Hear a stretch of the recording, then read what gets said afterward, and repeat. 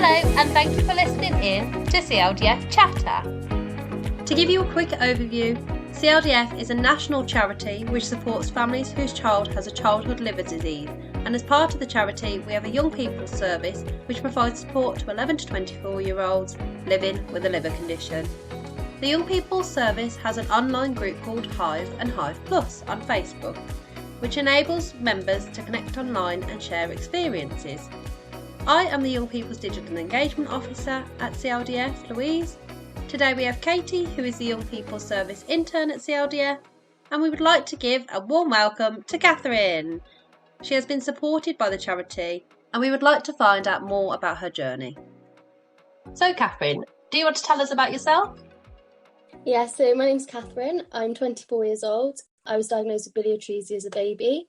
I had a liver transplant in 1998, the same year I was diagnosed. And then when I was older, about 14 years old, I was diagnosed with autoimmune hepatitis. That's de novo autoimmune hepatitis of my transplanted liver. And I'm just going to talk a bit about my work and education.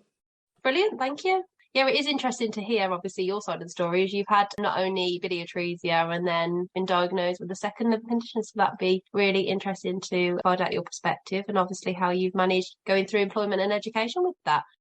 So it's really great to have you here today, Catherine, and I'm just going to ask a quick fire question. Could you name 5 words that describe your experience with work and having a liver condition? It's a really good question. So my top word is balance. I think balance is the most important things, give and take, depending on what situation you're currently in. Patient, things don't always work out the way you expected, but it's about persevering through that. Adaptation, adapting to the circumstances. Awareness, mostly for other people, as well as yourself, obviously being aware of what you can cope with and handle, just making other people aware of what you're going through. And optimism, so being optimistic about the future, not worrying about whether it's going to happen or not, and not really worrying about whether it's a race. Yeah, that was really good, Catherine, thank you. Thank you. There were some really good words, Catherine, that you've described there. How has your life been growing up with biliary atresia then, Catherine? Such a good question again. So as a baby, it was mostly difficult for my parents because they're not aware of exactly what happened. I've heard about it since then, but that's pretty much it, and seen photographs. But my life was mostly spent in hospital. From about 1, because my transplant happened at 7 months old, until about 13 years old, I was mostly stable. And it was kind of an easy, happy-going life. I had appointments and biopsies and bloods, and the biggest impact was probably having time out of school. I didn't take much notice emotionally or about scars or anything like that. That kind of came later. And it coincided with being re-diagnosed with de novo autoimmune hepatitis when I was about 14 to 16, which is obviously your GCSE time.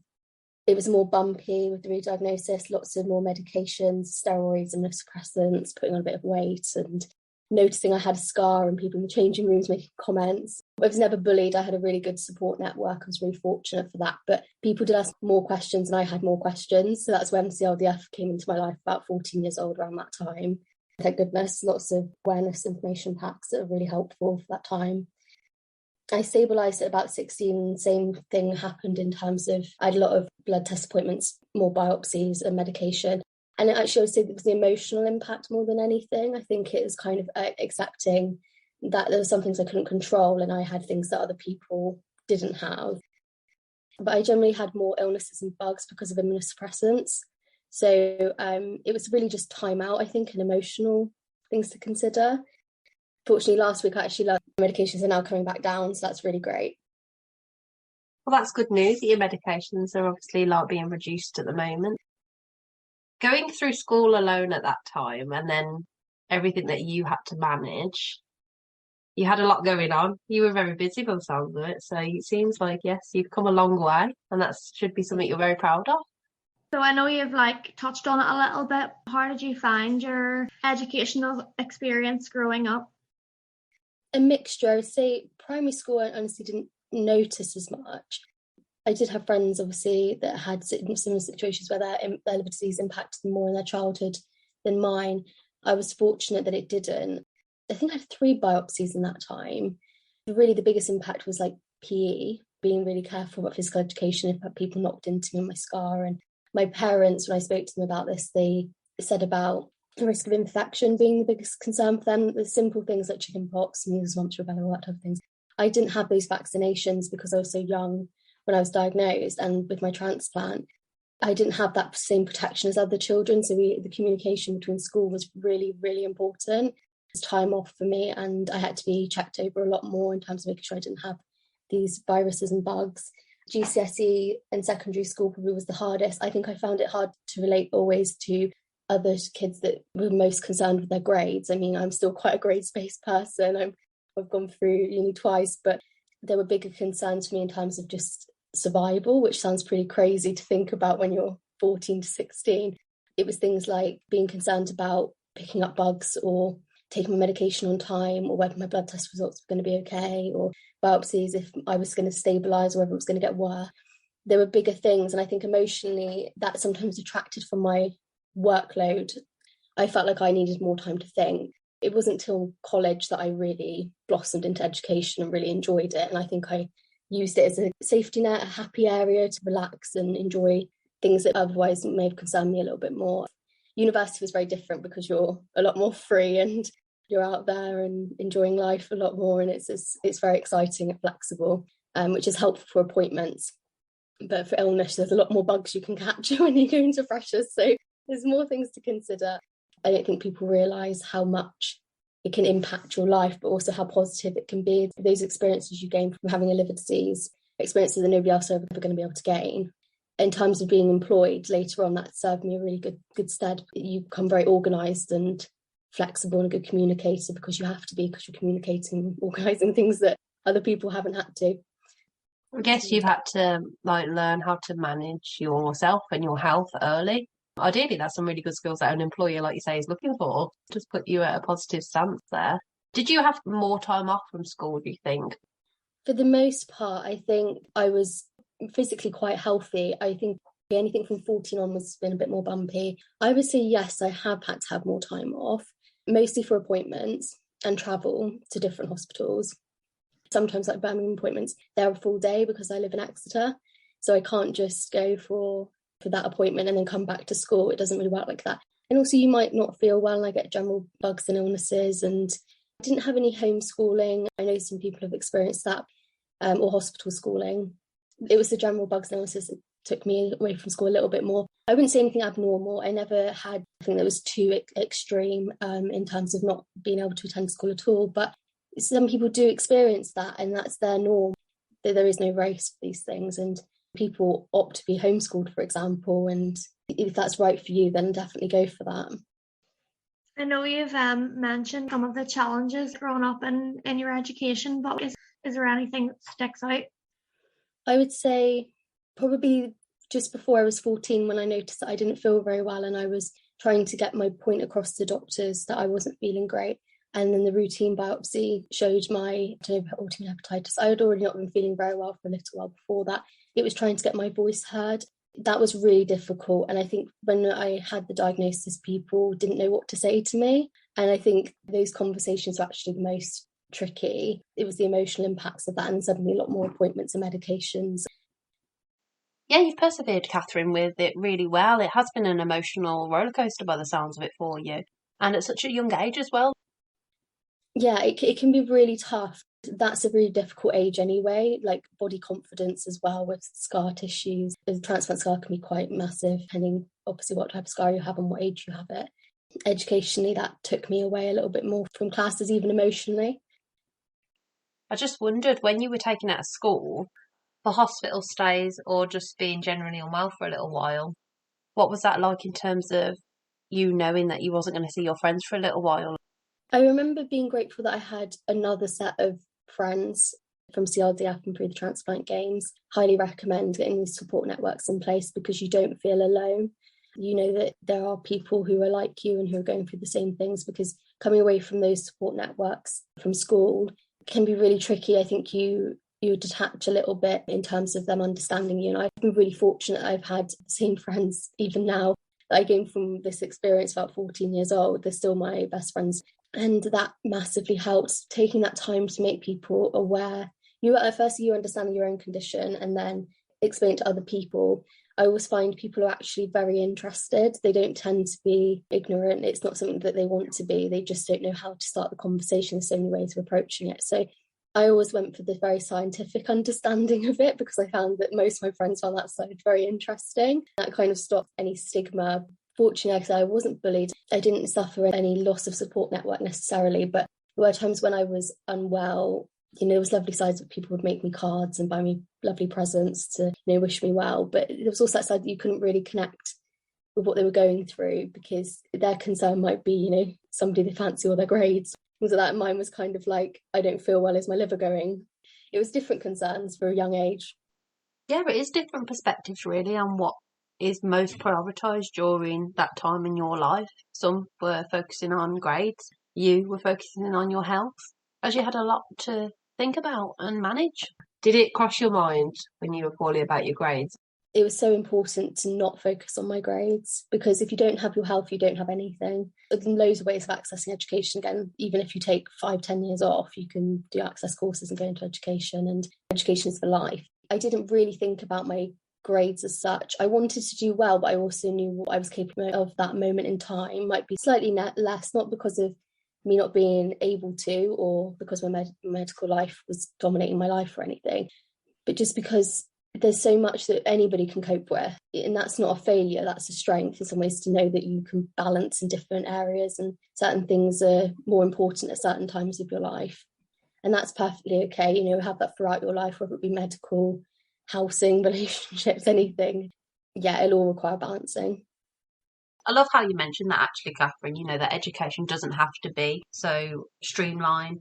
You can't really do much if your health flares up when you're younger and you're in education. You may need to take time out, but there is also the option that when you're older, you can do courses to catch up and you can start university later. That's no problem. So I'm really glad you've shared that, because I think sometimes people forget that they have all this pressure externally, don't they, while they're not very well, but actually where you're at with your health, there is always future alternatives.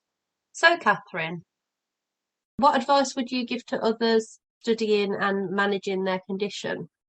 I think the biggest advice that I would give someone for managing their conditions in education and work is that you need to take small steps and balance things.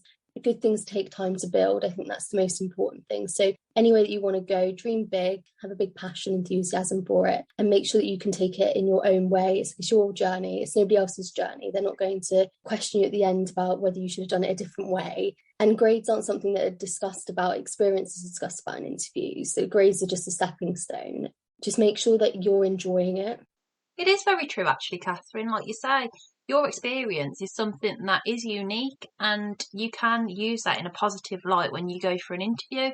I'm sure employers would love to hear about how you've managed your condition, because those skills can be transferred when you're looking for employment. I think Katie was saying to me earlier, wasn't you, Katie, when you've had interviews, you've brought your experience into your interview.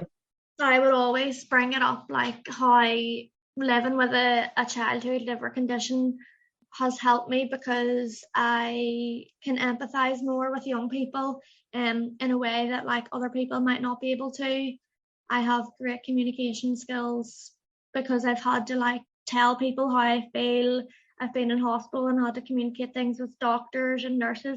When I was 7, I was in hospital for a long time. My main communication was with adults, and people actually say to me nowadays that they can see that in me. So I always talk about my condition and how it has actually helped me in a way and given me skills and qualities that I may not have had otherwise. Is that the same for you then, Catherine? What was it like when you were applying for work? Did you bring your condition up in interview and your experience of what you've dealt with your health? Definitely, I bring it up in a positive light. I think because sometimes people can think illness, concern, they worry about you even. So I always bring it up in a positive way and make sure that they're aware of it, because it is my strength. It's a big strength. And similar as Katie, communication, various like audiences and people that you've had to communicate with through your life, but also time management. That was a big one for me in organisation, even to simple things as organising your tablet box every day and making sure you take it. It takes dedication, commitment to make sure that you're always in a routine and a structure. And work is a big part of that, routine, structure, and being committed to things. I think obviously even managing appointments, lifestyle, knowing how to give and take and balance. There's similar things that you can relate to, and it's so important. And I think that experience, you're very fortunate to have it, and you'll shine above any other candidate for being able to relate it to your life, as if they can see that it's within you to have these characteristics. It's brilliant. So, Catherine, how did your employers react whenever you could have been post-interview that you went into detail about your condition and the possible adaptations they would have to make for you? Yeah, I did. So it varies on role, environment, things like that. Adaptations might change if you have any, and who you talk to might be different. I always tell my manager, first and foremost, so that that's covered both with any medical leave that's required. My current job during COVID, so there were adaptations that need to be made in terms of my safety, having screens up around me, for example. I didn't tell my work colleagues straight away. I mentioned it to one person and they were really interested, so other people learned about it that way. So I brought it in a really positive light. The things that are slightly more difficult to explain, things that you might want to keep personal, I keep personal. I don't, you don't have to share that information. It's completely up to you. But definitely consider speaking to them about anything that needs to be changed or adapted for you. They tend to be really positive about that. And, even when you're applying for a job, there's disability confident employers, there's long-term health condition confident employers. There's certain places that are maybe a bit more easier to work in. I know that I have a hybrid role, so I can work from home, work from the office, depending on how I'm feeling. Very flexible days off. I have a day off in the week so I can attend hospital appointments. They tend to fall on that day, so that's really helpful. Yeah, it's really important to be honest with them and educate people. If you don't do that, then they will never know, and that's, it's not a fault to them if they have no idea. Have you got any advice for those that may be struggling to find employment suitable for themselves? There's some places that I've struggled to work in. I worked in a prison, and that was more tricky because it was a 5-day-a-week job. I couldn't even bring a phone in with me to take medical calls if somebody needed to call me because it's a secure setting, and it was things that I hadn't thought about. And it's not that you can't do those jobs, of course you can. You can rearrange, but if you're working 9 to 5 when the hospital's mostly open for your ward and you can't get a phone call, it's those adjustments that you maybe need to consider when you're applying for jobs. But I know people with liver diseases that work in all areas. I personally, there's certain areas that I choose not to work in for infection risk. Prisons are also quite risky for infections.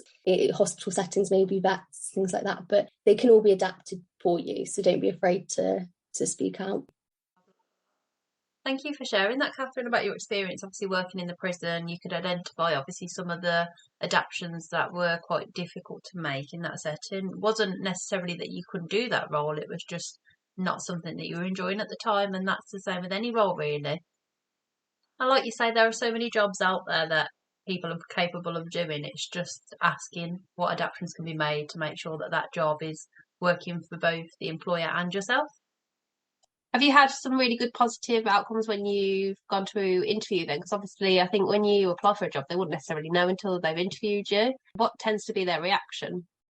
The only hint I give them before interviews, I write that I've been to transplant games and I won medals, just because it's really nice to see extracurricular activities. Their reactions, I've never had a negative reaction to my liver disease or liver transplant. Most people were very interested. They were like, wow, well done, you've gone through a lot. And that's really great because they appreciate the effort that's put into it, and it's a lifestyle as well as a condition. I've never had a bad experience, but also in the 1-2 occasions where I felt I didn't want to tell them straight away, or I wasn't sure, particularly when I was just applying for jobs, I just didn't mention it and I brought it up later, and that's okay too. That's perfectly right. If I didn't feel like right now was the time where they felt looked rushed in the interview or anything like that, then it's not something that I need to discuss when they're in a rush state or you're not sure about their personality because they didn't come across very caring to you. And that's okay. Like, it's your story to tell, and that's the most important thing. No, thank you for sharing your experience on that. It's really interesting to hear how you've had quite a lot of positive reactions when you've gone in. So I think that's going to give some of our listeners a bit of reassurance that actually it can really help you get a job as well in terms of what your experience contributes to the role. Have you had any sick leave when you've been working, and how did you manage?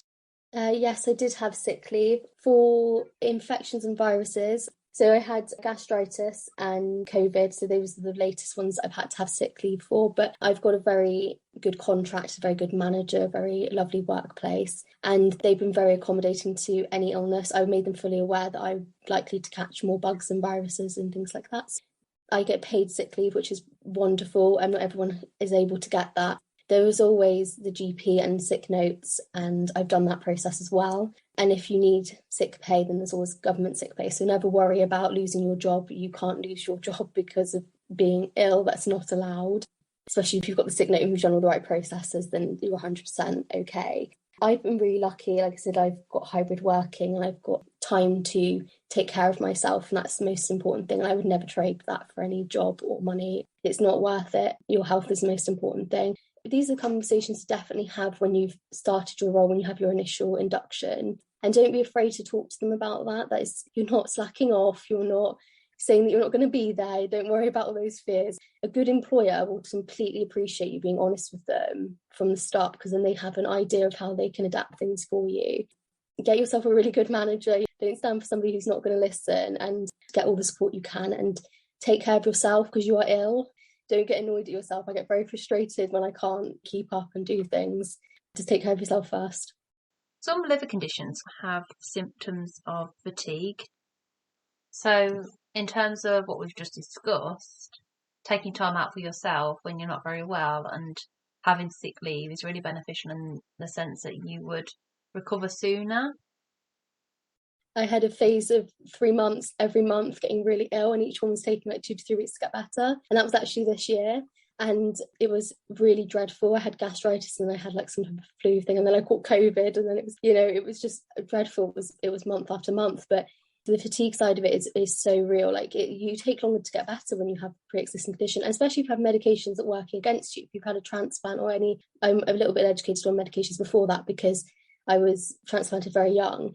I'm sure they have a similar effect of fatigue, especially like on immunosuppressants. They suppress your immune system, so you're definitely going to take longer to get better. And it's giving yourself that time and explaining that to people. Yeah, definitely take time.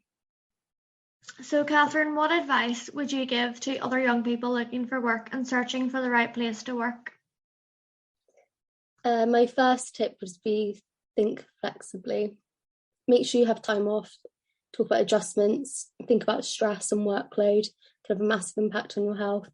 I find educational settings and really progressive workplaces the best. And I always try and get a vibe for that and ask that question during an interview. Think about things like practical measures like part-time, full-time, which one you want to do, days off for appointments, condensed hours. I work 8 till 6, so 4 days a week, so I have a day off and I still work full-time. And that's the best way for me. Hybrid working from home, working in the office. And obviously then you can work from home if you're not feeling well, but you're still feeling well enough to be able to type, or you want to keep something to keep your mind going, if that's suitable for you. Talk about your disability, long-term health conditions, and make sure they're confident employers in that sense. Think about the setting. For example, working at a prison wasn't best suited for me. And again, being flexible for what is inevitable. You can't change your health, so just make sure you're putting all the provisions in place to take care of yourself.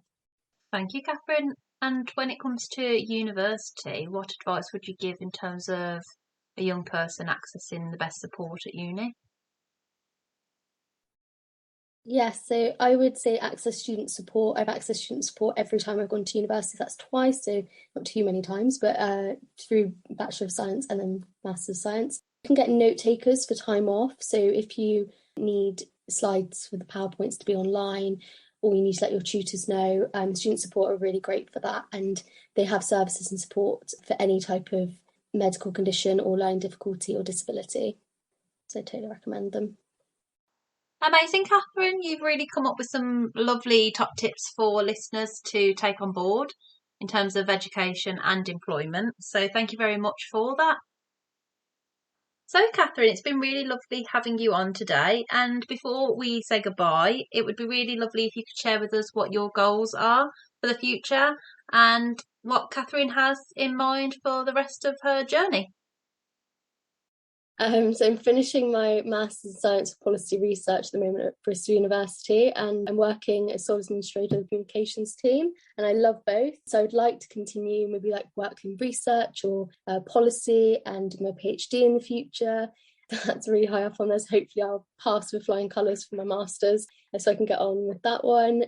I've got a lot of opportunities ahead, so hopefully another first would be nice. That'd be awesome, but I'm not going to hold myself up to it. I'm going to just see how it goes and see where life takes me. Amazing. It sounds like you're aspiring to go through the hats at university. Yes, Yes, definitely. so- That would be awesome. Absolutely my dream, but your own pace. That's what I would say. Everyone at their own pace, and you will get there, definitely. Completely. And a PhD is a lot of work, isn't it? So, Oh, yes. Yeah, we'll see what I'm saying halfway through, see if I'm still as enthusiastic or if I'm panicking for deadlines. you'll have a lot of support around you though when you do go and do it. Yeah, definitely. Thank you so much. It's and a big thank you to CLDF for everything they did during, especially with my education, supporting me all the way through all the processes. Definitely somewhere where I went to for laugh, crying, everything when I needed it. So really grateful. Oh, thank you, Catherine. Yes, we do have an education pack for those that are listening who need support with their education. It can really help explain to the school or college as to why you need that extra support while studying and managing your health. So if you do need one, please get in touch and let us know and we can send you one in the post. Alternatively, if you're looking for work, CLDF's Young People Service can also help you review your CV, have a look at interview skills with you. We are there for you every step of the way and we can signpost you to other services as well. So that is all we have time for today, but thank you, Catherine. It's been lovely to hear about your journey and all the advice that you've shared. We're really beneficial to our listeners, so we thank you very much for that. And we wish you all the best with your, hopefully, PhD one day and your further education. And it does sound at the moment, obviously, you're doing really well within your role at work. So you should be really proud of yourself. Well done, Catherine. It's been lovely hearing your journey, your story, all your experiences throughout your life, and thank you for joining us. Thank you so much. For those that are listening in, it's lovely that you've joined us on CLDF Chatter. I am the Young People's Officer, so if you do need any support from listening to this podcast, or there's any concerns that you may have or advice that you might need, please do contact us on Hive, our online Facebook group chat, or you could email ypo@childliverdisease.org, or alternatively you can call us on 0121 212 3839, and we look forward to hearing from you.